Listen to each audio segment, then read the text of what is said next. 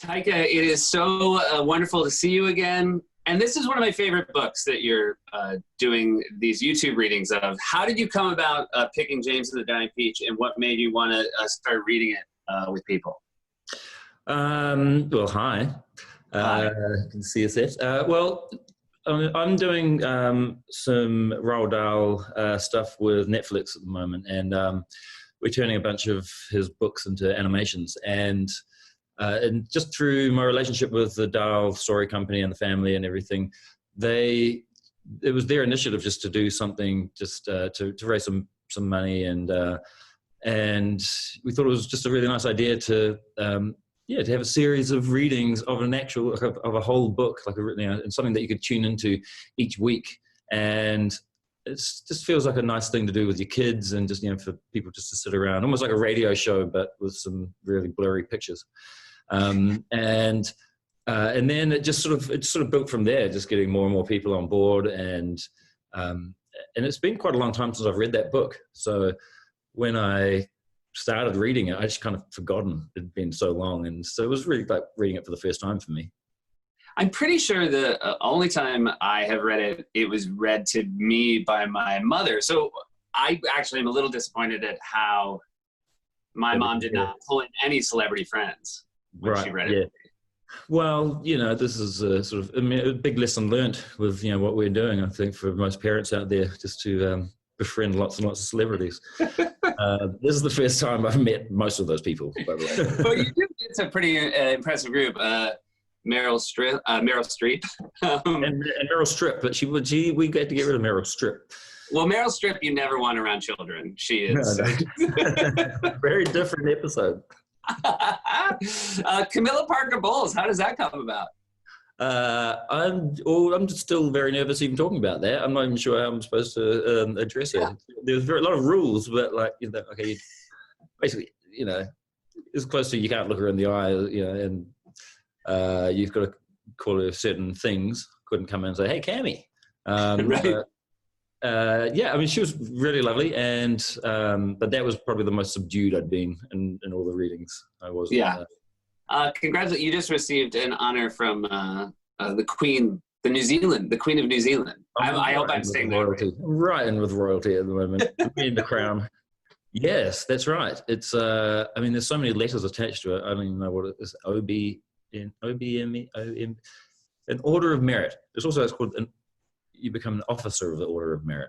But it's something they've been doing for a while. I like to think that the Queen just Googled all her subjects in the colonies and just said, "Oh, what about that one?" But what makes it good is that it's you're recommended by people in your country, for this thing, and then it goes up. Then it goes up top, and I guess she just sort of goes, "Yes."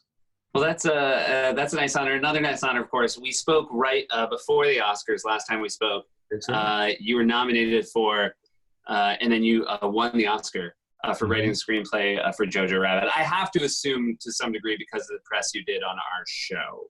Yes, that's right. And I think I got a lot of points with the little card that I made you.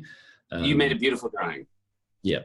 You're a handy guy. I also I want to get back to Jojo Rabbit. You've been making some incredible.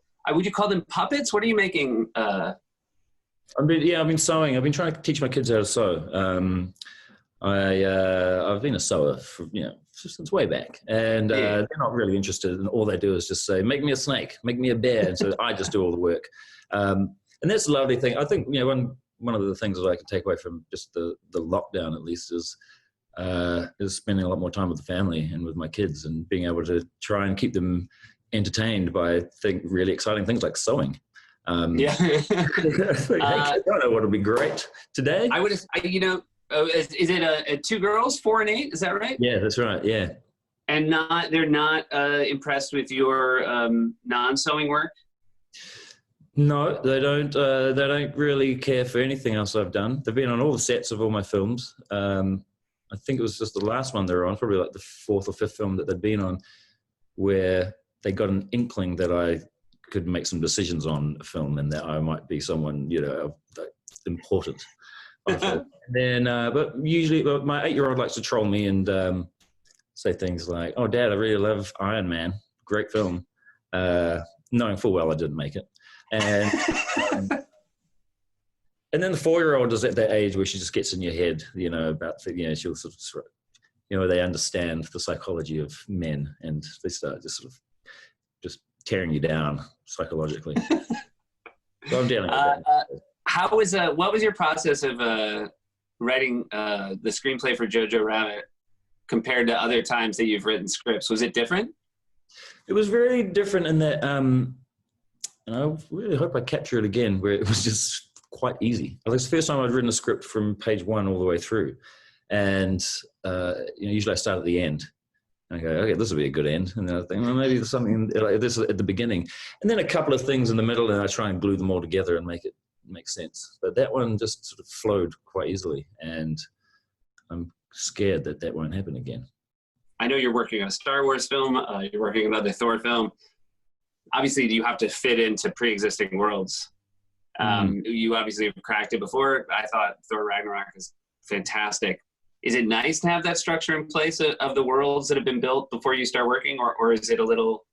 Yeah, it is. And it sort of feels, Thor feels like an adaptation of something. You're using source material. And for me, it was a lot easier coming in and going, okay, I don't have to make up any characters. This is great. Right. I just have to make them do funny things.